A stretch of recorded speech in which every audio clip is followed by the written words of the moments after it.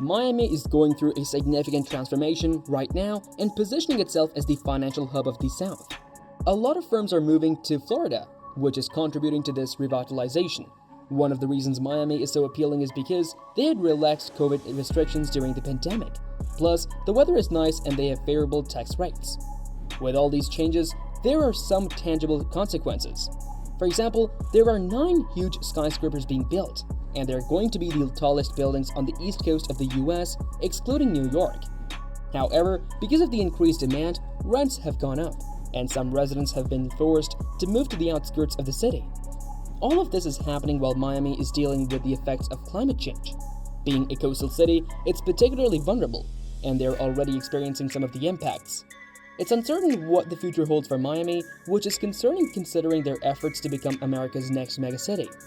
But despite the risks, Miami has always been an attractive location that's hard to resist with its warm weather, outdoor lifestyle, and attractive tax benefits.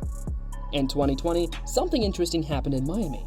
People from other states started buying lockdown retreats in the city to escape these strict restrictions back home.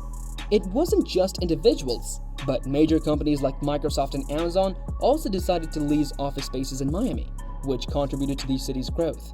As a result, Florida experienced the second largest population increase in the entire country in 2021, creating a lot of business opportunities. Once these big corporations established their presence, smaller firms that hadn't considered Miami became eager to work alongside them. That's why Miami is now being called Wall Street South. It's not just a few scattered offices anymore.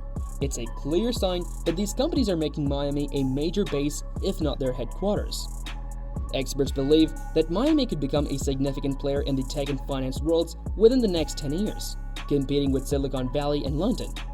Despite concerns about rising sea levels, Miami is currently reaping the benefits of its new identity as the Wall Street of the South, and the construction industry is leading this transformation.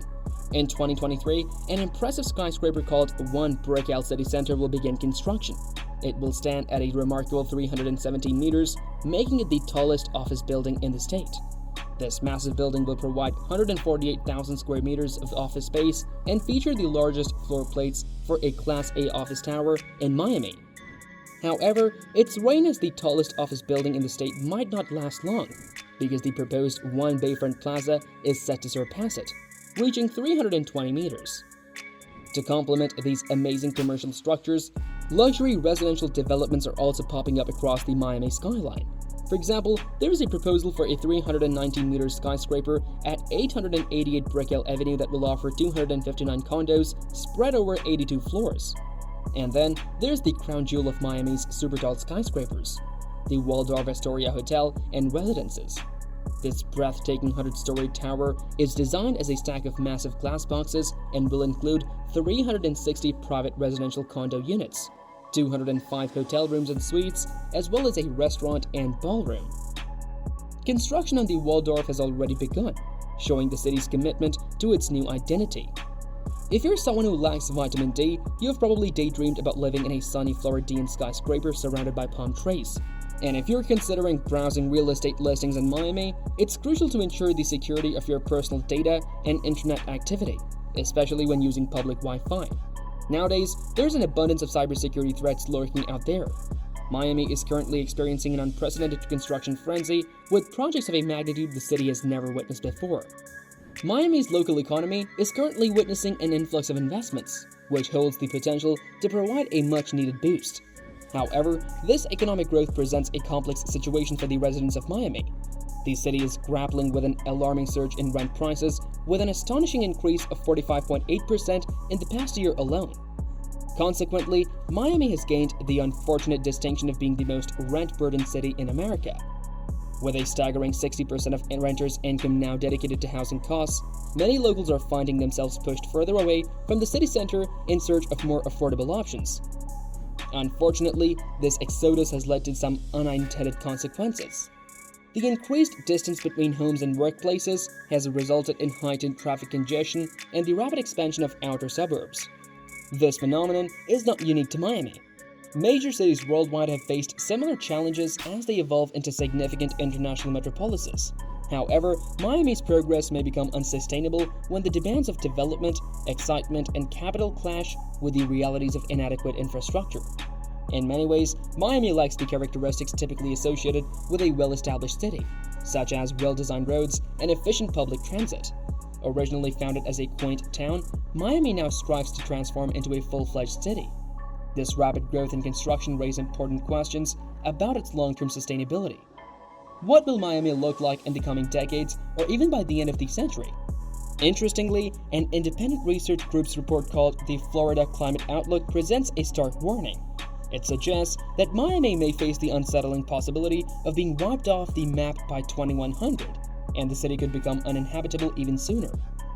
According to the report, sea levels are projected to rise by up to 79 meters by 2060, with the rate of increase accelerating. Another study goes further to caution that Miami Beach, Key West, and the upper and lower Keys could find themselves submerged underwater in the not-too-distant future. These predictions paint a bleak picture of Miami's long-term prospects, casting a shadow over the city's future development and the lives of its residents. It is taking significant steps to ensure its survival in the face of mounting climate challenges. With a forward-thinking approach, the city has allocated a staggering $4 billion over the next 4 decades to construct vital infrastructure, including seawalls, elevated roads, and enhanced drainage systems. These measures aim to tackle the pressing issue of flooding, a consequence of rising sea levels. However, despite these commendable efforts, the city might still face an uphill battle. In certain areas, Miami will have to embrace a strategy of managed retreat. Within a mere 20 years, the cost of maintaining these vulnerable regions will become exorbitant, forcing the difficult decision of abandoning them altogether. Located at the end of the Atlantic Ocean's notorious Hurricane Alley, Florida bears double the vulnerability compared to other states when it comes to catastrophic storms. The year 2017 alone witnessed cyclones causing a staggering $256 billion worth of damage in the state. As the frequency and severity of storms continue to escalate, Miami will only become a costlier place to inhabit. These factors have spawned a unique term in Florida's real estate landscape: climate gentrification. Coined after a comprehensive study conducted by Harvard in 2018, this phrase describes the sudden increase in the value of elevated land across the city. The market has responded to the growing demand for higher ground as residents seek refuge from the ever-looming threat of climate-related hazards. Back in 2012, the average cost of a home in Little Haiti was a mere $99,600, which was just 38% of what you would pay in Miami Beach. Quite a difference, right? However, fast forward to today, and you'll be shocked to hear that the price has skyrocketed to a staggering $414,000, almost reaching the levels of Miami Beach. So, what caused this dramatic increase? Well, it turns out that Little Haiti's elevation plays a significant role. While Miami Beach sits at a mere 1.2 meters above sea level, Little Haiti boasts an elevation of 2.1 meters.